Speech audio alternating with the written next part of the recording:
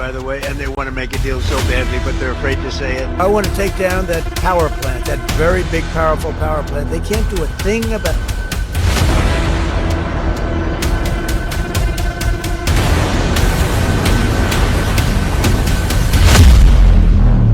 Israel में Iran की जुल्फिकार मिसाइलों के धमाके ट्रंप के सभी दावों की धज्जियां उड़ा रहे हैं।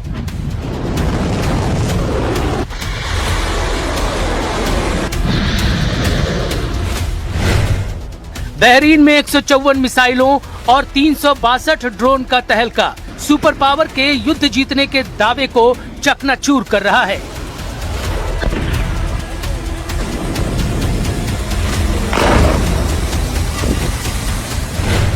सऊदी अरब के रियाद में 6 मिसाइल फटने से साफ हो गया है कि ईरान बड़ी बेरहमी से दुश्मनों को मार रहा है।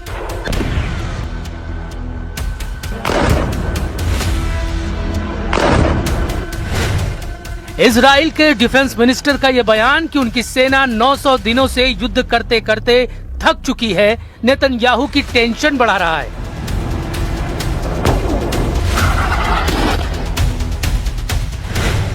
जेडी वेंस का दावा कि ईरान जैकेट वाला एटम बम फोड़ने वाला है, परमाणु युद्ध की सटीक भविष्यवाणी साबित हो सकता है।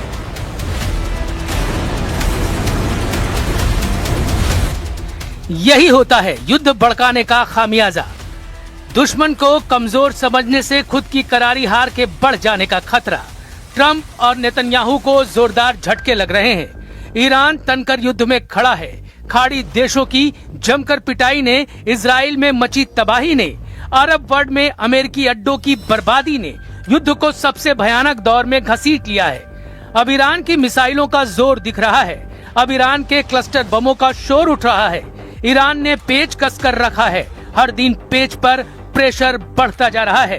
ईरान ने यह भी साफ कर दिया है कि वो युद्ध में किसी की मदद नहीं ले रहा है। रूस पर ईरान की मदद के जो आरोप लगाए गए, उसे भी Сергей Лавров ने खारिज कर दिया।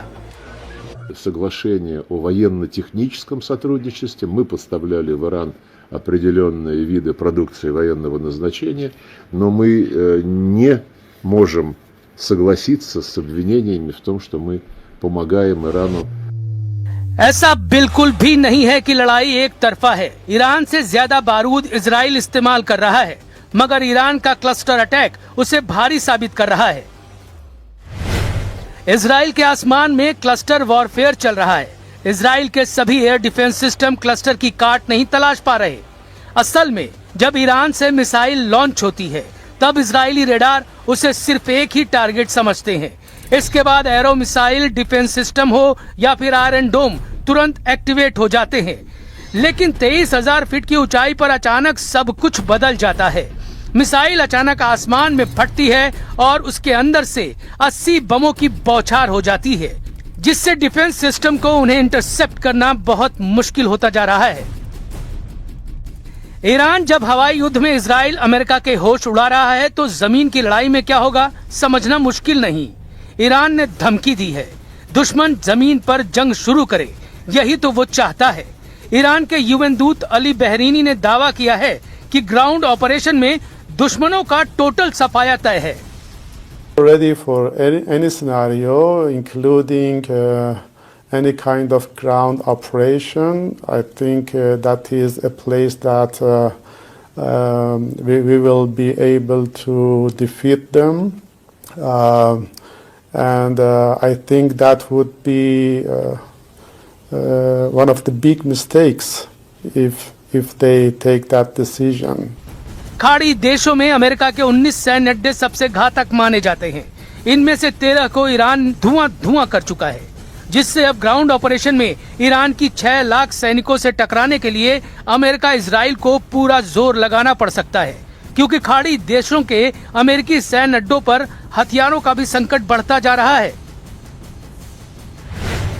ईरान के हमलों में कुवैत में यूएस पोर्ट शुएबा, अली अल सलेम एयरबेस और कैंप ब्यूरिंग को भारी नुकसान पहुंचा है। ईरान की मिसाइलों और ड्रोनों ने कतर के अल उदैद एयरबेस के रडार सिस्टम को तबाह कर डाला है। बहरीन में ईरान के वन वे अटैक ड्रोन ने अमेरिकी 5th फ्लीट हेडक्वार्टर का कम्युनिकेशन सिस्टम जला डाला है। वहीं सऊदी अरब के प्रिंस सुल्तान एयरबेस पर हुए हमलों से ईंधन भरने वाले टैंकरों और जंगी हथियारों को नुकसान पहुंचा है।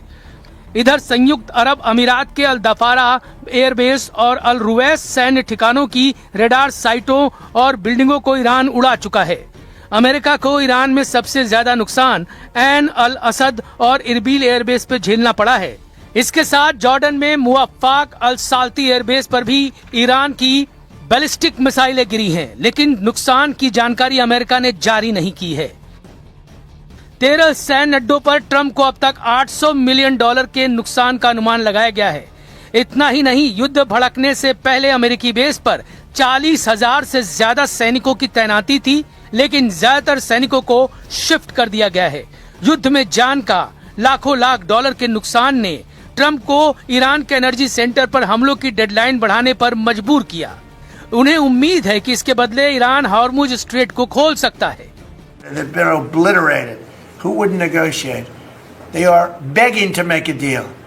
We'll see if we can make the right deal. And if they make the right deal, then the strait will open up. Hormuz Strait will open up. Trump की उम्मीदों पर ईरान बारूद बरसाने का बंदोबस्त कर रहा है। हॉर्मुज के बाद ईरान दूसरे सबसे अहम ऑयल रूट को बंद करने की तैयारी कर चुका है। इसका जिम्मा ईरान ने यमन के हुथी लड़ाकों को सौंपा है।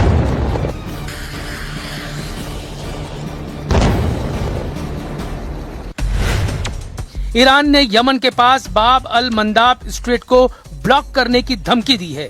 बाब अल मंदाब रूट लाल सागर को अदन की खाड़ी और अरब सागर से जोड़ता है। ये स्ट्रेट दुनिया के महत्वपूर्ण कारोबारी समुद्री मार्गों में से एक है, जहां से यूरोप और एशिया में गैस और तेल की सप्लाई होती है। लाल सागर के इस ट्रेड रूट से हर साल $1 ट्रिलियन का कारोबार होता है। हुती चीफ अब्दुल मलिक हुती को सुन लीजिए। ईरान समर्थक लड़ाका ग्रुप के चीफ ने जिहाद का ऐलान कर दिया है। طاغوت العصر اليهود الصهاينة وذراعهم الأمريكي وأي تطورات للمعركة تقتضي الموقف العسكري سنبادر إلى ذلك بكل ثقة بالله سبحانه وتعالى। युद्ध में अब ट्रंप के लिए आफत ही आफत है। सबसे ज्यादा टेंशन तो ईरान के जैकेट एटम बम ने बढ़ा रखी है, जिसके खतरों को उपराष्ट्रपति जेडी वेंस ने ट्रंप को समझा दिया है। द गार्डियन की रिपोर्ट के मुताबिक जेडी वेंस ने जानकारी दी है कि ईरान ने जैकेट वाला न्यूक्लियर बम बनाना शुरू कर दिया है। यह आशंका इसलिए जताई जा रही है क्योंकि ईरानी मीडिया में उसके एनपीटी से बाहर निकल जाने की खबरें छप रही हैं। लेकिन क्या जैकेट परमाणु बम ईरान बना सकता है? अमेरिका के पास ऐसे एटम बम हैं। अमेरिका के पास दुनिया का सबसे छोटा परमाणु बम है, जिसमें 23 किलोग्राम वॉरहेड ले जाया जा सकता है, जिसकी कुल क्षमता 10 टन TNT की है। ईरान के पास 440 किलो यूरेनियम है। 440 किलो यूरेनियम से ईरान 11 परमाणु हथियार तैयार कर सकता है। लेकिन ईरान के पास न तो अमेरिका तक मार करने वाली मिसाइल है, न ही उसके पास ऐसा कोई जंगी जेट जो सुपर पावर को दहला सके। तो फिर हमला होगा कैसे? इसकी आशंका जताई जा रही है कि ईरान अमेरिका में एक्टिव अपने स्लीपर सेल को ये मिशन सौंप सकता है। खैर, इस खतरे पर अमेरिका अलर्ट है, लेकिन जिस बात ने ट्रंप और नेतन्याहू को डरा दिया है वो इजराइल की सेना की कमजोरी है। इजराइल आर्मी 900 दिनों से लगातार युद्ध लड़ रही है, वो भी 1-2 नहीं, 7 फ्रंट पर भयानक युद्ध जिसका कोई अंत नहीं दिख रहा। इसके चलते इजराइल की सेना में विद्रोह पनपने लगा है। ग्राउंड ऑपरेशन के करीब आकर अगर इजराइल के सैनिकों ने कदम पीछे खींच लिए तो अमेरिका कहीं का नहीं बचेगा। शायद यही वजह है कि ट्रंप नेटो और खाड़ी देशों के साथ संयुक्त सेना उतारने का प्लान बना रहा है।